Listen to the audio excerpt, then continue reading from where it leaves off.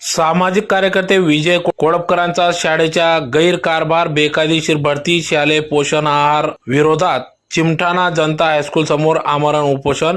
तिसऱ्या दिवशी तब्येत खालावली, प्रशासन लक्ष देईल का?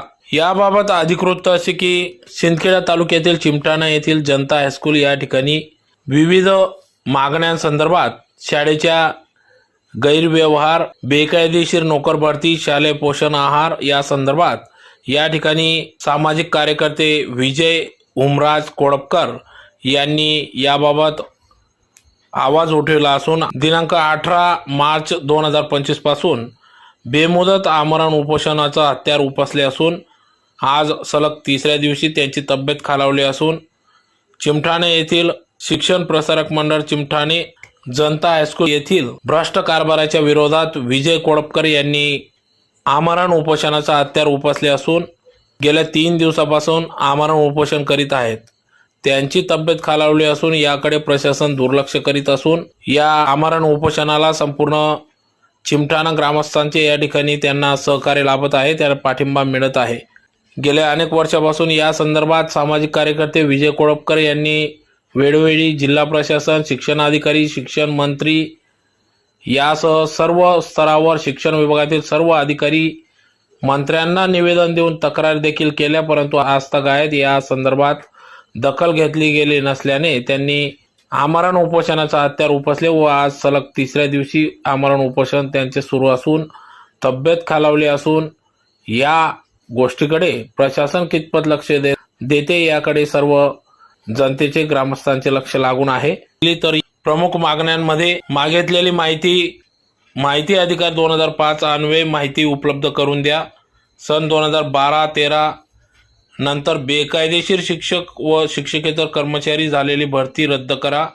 रिक्त असलेले शिक्षक, शिक्षकेतर कर्मचारी यांचे जागी जिल्ह्यातील अतिरिक्त शिक्षकांचे समायोजन करा। 2023-24, 24-25 या संच मान्यतेनुसार रिक्त पदांवर पवित्र पोर्टलद्वारे बिंदू नामावलीनुसार भरती करण्यात यावी, अशा प्रमुख 4 मागण्या घेत विजय कोळपकर यांचे आमरण उपोषण सुरू आहे। तर प्रशासन याकडे कितपत लक्ष देते याकडे सर्व जनतेचे लक्ष लागून आहे। या प्रसंगी या ठिकाणी आंदोलनकर्ते विजय कोळपकर यांच्या समवेत देवीदास नगराडे, दिलीप सिंग राजपूत, शहानाभाऊ धनगर, संदीप कोळी, पारसिंग गिरासे, बंटी नगराडे, रणजित भाऊसाहेब, दादू गिरासे, कपिल गिरासे, गणेश कडरे आदी पदाधिकारी, ग्रामस्थ या ठिकाणी उपस्थित होते। मी विजय उमराज कोळपकर, मी 3 दिवसापासून उपोषणाला बसल्या माझ्या या मागण्या ज्या बोर्डावर दिल्या, या मागण्या माझ्या या पूर्ण झाल्या पाहिजे। या मागण्या जर माझ्या पूर्ण नाही झाल्या तर मी मरेपर्यंत या ठिकाणी उपोषणाला बसणारच आहे। माझं काही झालं तर मी माझं उपोषण सोडणार नाही, एवढंच मी बोलू शकतो। माझ्या ज्या बोर्डावर ज्या मागण्या आहेत त्या मला पूर्णपणे पाहिजे।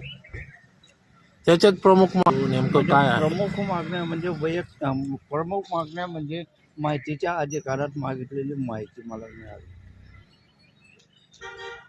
1 नंबरची मागणी जी माझी 2012-13 नंतर जी बेकायदेशीर शिक्षक भरती झालेली आहे, ती भरती जी बेकायदेशीर झाली ती रद्द करण्यात यावी। आणि तिसरी मागणी रिक्त असलेल्या शिक्षक आणि शिक्षकेतर जे आहेत त्यांच्या जागी अतिरिक्त शिक्षकाची नेमणूक करावी, जे 2 नंबर मागणीप्रमाणे। आणि 2023-24, 24-25 संच मान्यतेनुसार पवित्र पोर्टलप्रमाणे भरती करण्यात यावी। अशा माझ्या 4 मागण्या आहेत, पूर्ण कराव्या। या संदर्भात मी जिल्हाधिकारी धुळे यांच्याकडे निवेदन दिले आहे। या संदर्भात जिल्ह्याचे शिक्षणाधिकारी यांच्याकडे निवेदन दिलेले आहे। या संदर्भात निवेदन मी तहसीलदार वगैरे यांच्याकडे दिलेले आहे आणि पोलीस अधीक्षक, पोलीस निरीक्षक आणि याच्या अगोदरसुद्धा शिक्षण खात्याचे डेप्युटी डायरेक्टर यांच्याकडे तर मी जवळजवळ 2 वर्षापासून मी या संदर्भात कागदांचा पाठपुरावा करतो, परंतु मला आजपर्यंत एकही कागदाचं उत्तर मिळालं नाही, पत्राचं उत्तर मिळालं नाही।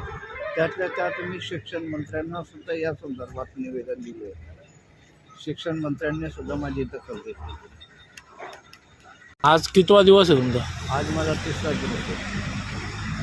शाळेचे कोणी आले कसे? शाळेच्या आधी उलट मला दमबाजी करून दिलं. मी तुमच्या उपोषणामुळे माझ्या मनस्थिती बिघडली आहे आणि मी राजीनामा देतोय म्हणे. अशा प्रकारे मला दमबाजी करावी येतात. मग त्यांना सांगितलं की तुम्ही जे माझ्या मागण्या पूर्ण करा, मग तुम्हाला जे करा तुम्ही करावं, पण मला माझ्या मागण्या पूर्ण करा. दादा, आपलं उपोषण कधीपर्यंत चालणार आहे? माझ्या ह्या 4ही मागण्या पूर्ण होईपर्यंत मी या उपोषणावर ठाम आहे. मरेपर्यंत मी या ठिकाणी बसणार आहे. या ठिकाणी मला पाठिंबा जो आहे संपूर्ण गावाचा पाठिंबा आहे. आणि माझे खास जे मित्रमंडळी वगैरे जे आहे, ज्यांना या ठिकाणी या विषयाची चांगली तळमळ आहे, विद्यार्थ्यांविषयी तळमळ आहे, शाळेविषयी तळमळ आहे, अशा सर्व माझ्या गावाच्या बंधूंचे सगळ्यांचे मला पाठिंबा आहे. त्यातल्या त्यात तरुण मंडळींचे मला पाठिंबा आहे. त्यातल्या त्यात आमचे नेते बंटीदादा, पाटसिंग अण्णा, जीभाऊ यांचा, विठ्ठल आप्पा, दिलीप फौजी, मिलिंद आपलं कपिलदादा, ग्रामपंचायत सदस्य रणजित भाऊसाहेब. रणजित भाऊसाहेब. म्हणजे रणजित भाऊसाहेब म्हटलं म्हणजे या संस्थेचे माझे मित्र, त्यांचे वडील, त्यांनी ही संस्था उभी केलेली आहे. तर विषय काढला म्हणजे मला रडू येतं.